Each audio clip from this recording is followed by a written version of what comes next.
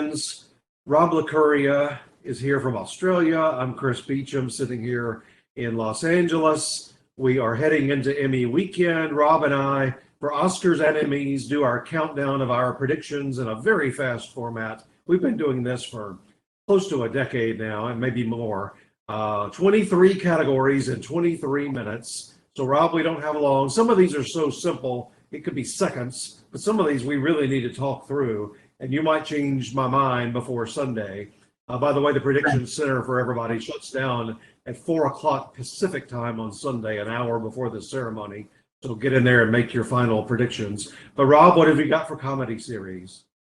Well, I'm going with consensus. I'm going with Schitt's Creek, even though I don't feel great about that because it's not my favorite of the group, but that doesn't matter. So I think Schitt's Creek's going to win it because it seems to be the popular choice. But you're not going with that one, are you? I might switch over to that. Almost all of our editors are going that direction. Just Matt and me are on Maisel. Maisel's going to do really well. We're recording this on Tuesday night, so maybe we're right, maybe we're wrong, but it typically does well at Creative Arts. So it has some support within the industry.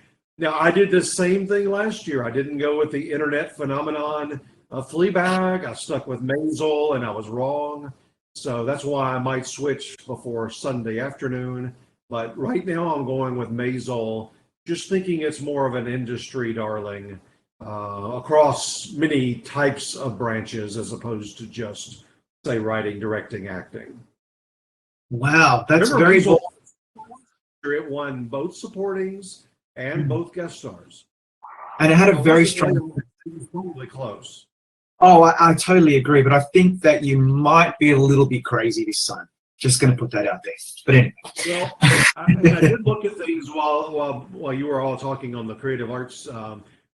While the editors are way off of Maisel, and I think the experts too, they are dead tied with the 3,000 people that are currently voting. They both have 9-2 odds. So I don't think I'm that crazy with the overall crowd. Now, some of these, like I said, we can go pretty fast. It's going to be a thrill to see Catherine O'Hara and Eugene Levy win, don't you think? I really think so. I know some people aren't going with Eugene, whereas Catherine seems to be a bit more of a shoo-in. And I never, ever take anything for granted at the Emmys because there's always surprises, and I'd love to see Rami Youssef and Issa Rae win. But really, it's going to be so wonderful. I wish that we didn't have a virus and a pandemic and we could see them actually in an auditorium with people screaming and clapping and giving them standing ovations. We won't get that this time, but I'm very, very excited about two comedy legends finally winning Emmys. They both won Emmys, but they were for writing on SCTV. Yeah. I mean for the early 80s. So it's been a long, long time. She won one and he got two. I don't really even know how that happened because basically the cast was the writing staff, and for the most part.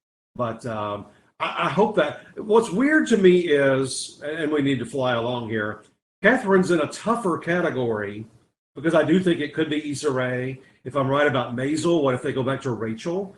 Yeah. I mean, any of those are possibilities, but I think she's in a tougher category, but I think she's got a bigger lead. He doesn't really have, I mean, Rami is in a series nominee. Good Place has never won anything. Kaminsky doesn't seem like it's going to win. The others aren't in series nominees. So, I mean, Eugene, I don't know that he could have beaten a Bill Hader or a Donald Glover, but I think he could beat that crowd. Yeah, I think it's happening. Yeah, are you also going with Annie Murphy and Dan Levy? Well, I'm having real trouble with supporting actress because I know it makes a lot of sense to see Annie Murphy win, but I don't buy that Schitt's Creek will sweep every category. And so for that reason, I just think the Emmys can't quit Alex Borstein, particularly in comedy supporting actress. They do love to return to the well, like they did with Doris Roberts and others. So I think Alex Borstein, who had an extremely strong season 3 of Marvelous Mrs. Maisel, is going to win, although I think my dark horse there is Yvonne Orji from Insecure, with Annie Murphy in third for me. And I think Dan Levy's got this one too. I think he's going to win that one for sure. This is when I just switched. I went with Annie Murphy. people do win comedy supporting actress in threes, so I would not be surprised at all at Alex Borstein. But Annie's sitting there by herself from her show, and one thing they love is like catchphrases and over the top, and I think she fits that profile, and I think I've got her winning over Alex. I have had Alex forever, and because of that, I switched back over to Tony Shalhoub, comedy supporting actor. For some reason, I thought he'd won 2 in a row, but he's only won the one, and he's won SAG 2 in a row. I mean, of course, he won for Mike a bunch of times, but I'm saying for Maisel. And I don't, other than Donald Glover, nobody's really ever won directing or writing and acting in the same year. So I don't know that. I've got Dan winning directing and writing. So I don't know that I'm going to see him winning supporting actor. But I think it's close, but Tony Shalhoub is so respected. He is. I don't know. I mean, I just argued for Alex Borstein winning again. I just don't see it potentially. He had a really good season as well, by the way. So did Sterling K. Brown from the same show. And Mahershala Ali wasn't that funny, but he was great in Rami too. I have a feeling Dan Levy's going to win quite a few Emmys next week. The sleeper there to me is Kenan Thompson. He's very popular in the industry. He's now the longest serving SNL cast member. He's really just picked up steam at the Emmys in the last 3 years. So he could be somebody that really slips through, and SNL does win acting awards occasionally. And not occasionally, almost every year, at least in guest star. So anyway, that's a possibility. Now, I mentioned what I had in directing and writing. What do you have there? I think that for the series finale, I just think that's a no-brainer for me. These are some good episodes, but I just don't see what would beat it. There's nothing that, on the writing side, you've got all those Shadows episodes, which will cancel each other out, like Silicon Valley did forever, where it would get 3. And by the way, when we do predictions, I've been going back, I've got Emmys back to 78. And during this pandemic, a few months ago, I started, a couple of weeks, I've been watching every Emmys ceremony from 78 all the way up through, I'm up to 2010. I just watched 2010 this weekend. So I watched all of those, and I'll see something and go, oh, that could happen this year. And I think, you really can't base your predictions on anything beyond whatever year that was, where they switched from a blue ribbon panel to a popular vote. If you go back on history beyond the last 3 or 4 years, because a show like 30 Rock or Mad Men would have tons of writing nominations and beat itself to get one of those winner, but they were watching in a room or watching on a panel, so totally That's different. Right. Totally different. Yeah. Okay.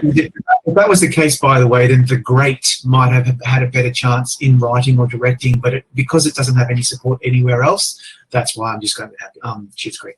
Well, I would watch years where back-to-back years, Malcolm in the Middle won directing and writing. Wasn't even up for comedy series. And how do you do that now? The next couple of years later, My Name is Earl won directing and writing. Wasn't up for comedy series. So it's just a thing of the past. Of course, if they had 8, those would have been in for comedy series back then. They certainly would have been in the 8. Okay. I think when nominations came out, we all struggled trying to figure out what would win drama series, but I think that one is a lock now. I think one of your favorite shows, Succession, has got that hands down. I mean, I always talk about Riley Chow's amazing article where he talks about how Succession isn't as strong as we think because the actors doubled down on it, but Ozark did very well below the line. However, I just think Succession just has so much buzz and so much popularity amongst the industry people who are voting. I think Succession is going to win a lot of Emmys on the weekend, and this is one of them. The writing win last year really helped its cause. It showed that that one of the most important branches was watching. Now, who do you have? This is a tough race.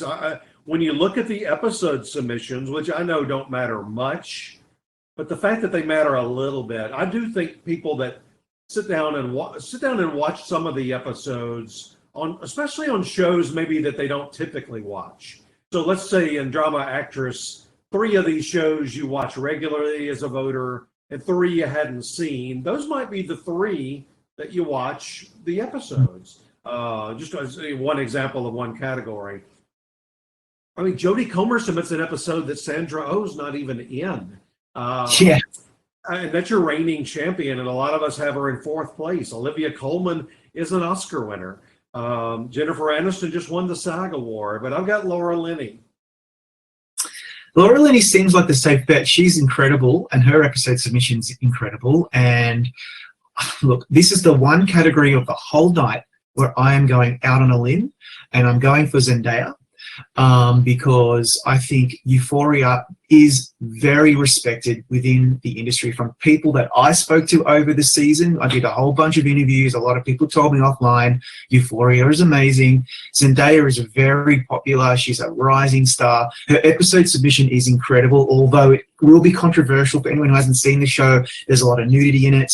It's very out there. But I just have a feeling that Zendaya is going to be a big surprise on Emmy night and a big story. Well, I do have two rules based on the last 3 or 4 years. One of them is I don't ever predict, except in rare cases, somebody that's not in a series nominee.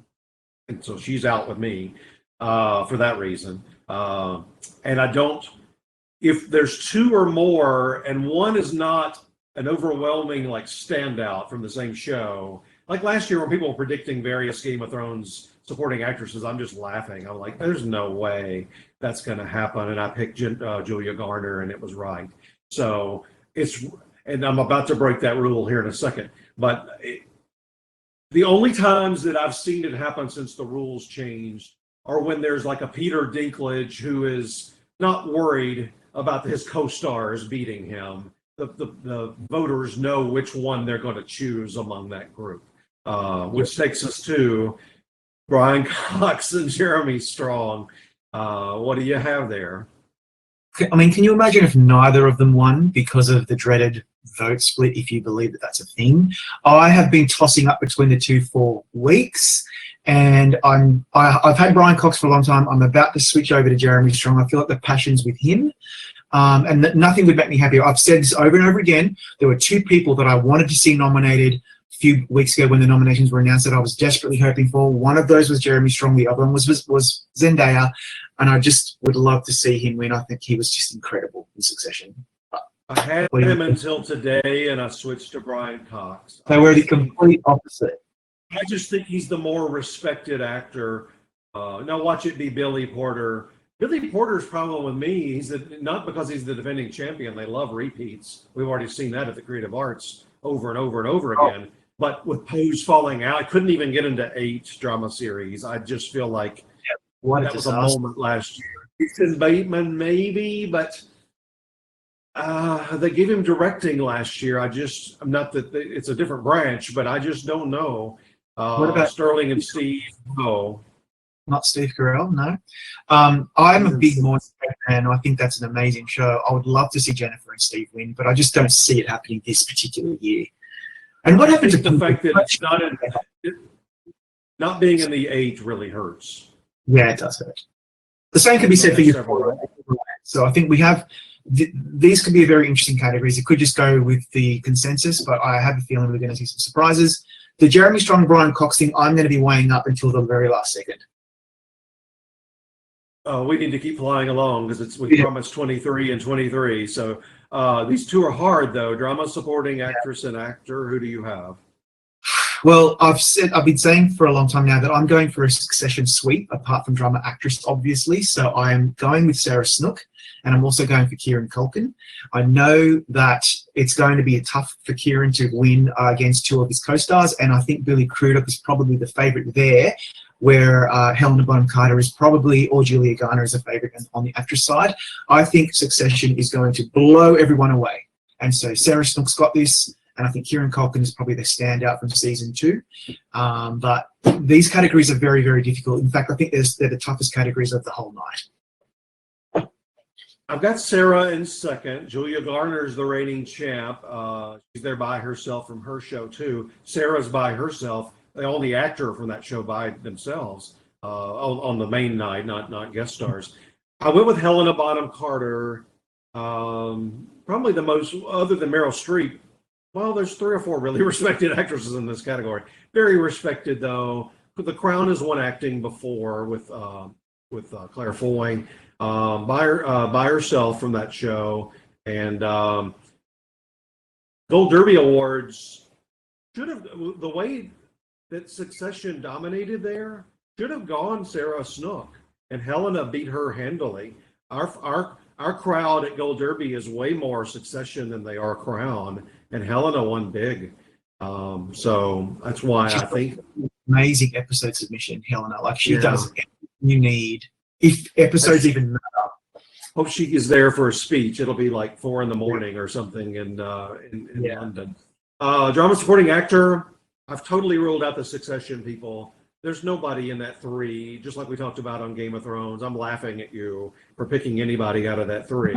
Because a third, no, not a third, because Nicholas Braun wouldn't get as much as Kieran and Matthew, but they're about equal, I think, on votes. I'm not going Giancarlo because Better Call Saul's never won an Emmy.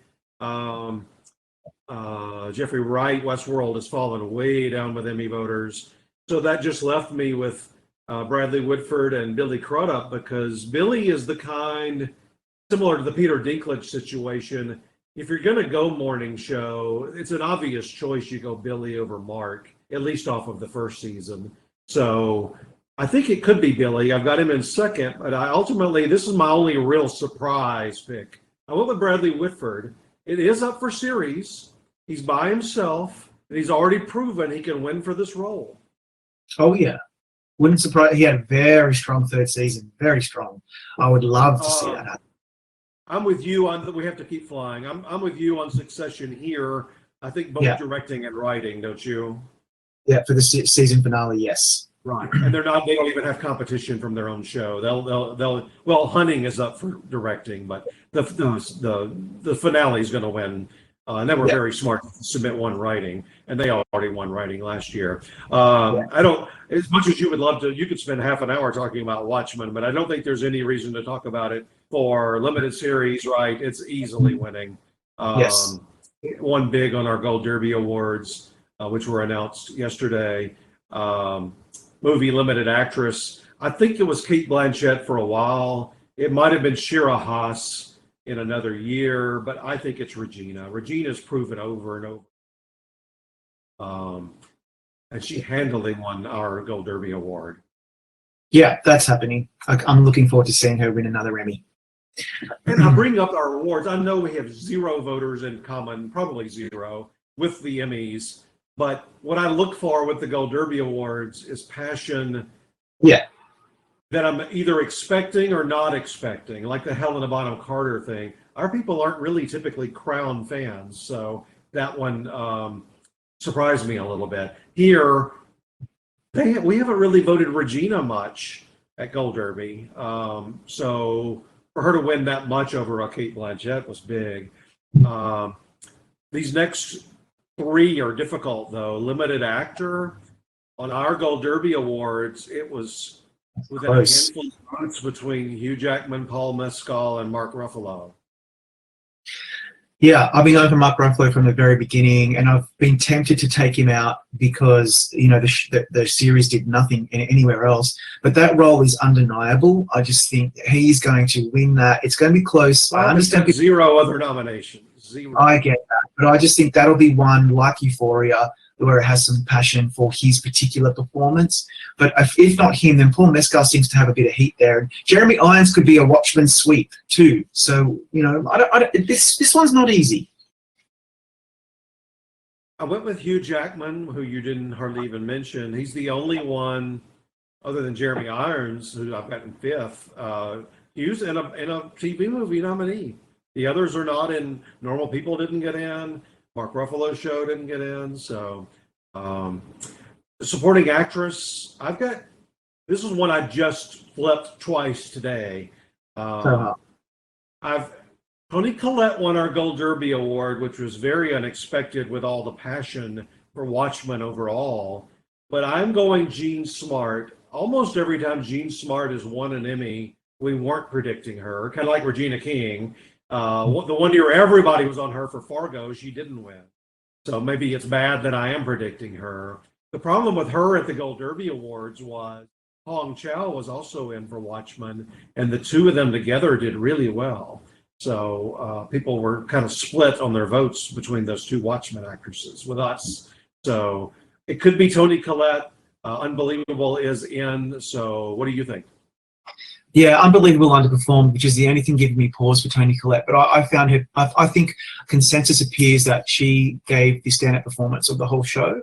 And I think Jean Smart is definitely in the running. And I think Uzo Aduba, of any of the Mrs. Americas, may be there because she plays Shirley Chisholm and there's a link with Kamala Harris. But yeah, I'm going with Toni Collette on that one. I have a feeling she's going to win her second Emmy, and I really hope she does. There's another one with three people that I might have considered if it had been one of them for Mrs. America. Now, supporting actor is very difficult in that it's 3, 2, and 1, and the one, sorry to say because we love him and he loves us, Titus Burgess is probably in sixth place. Jim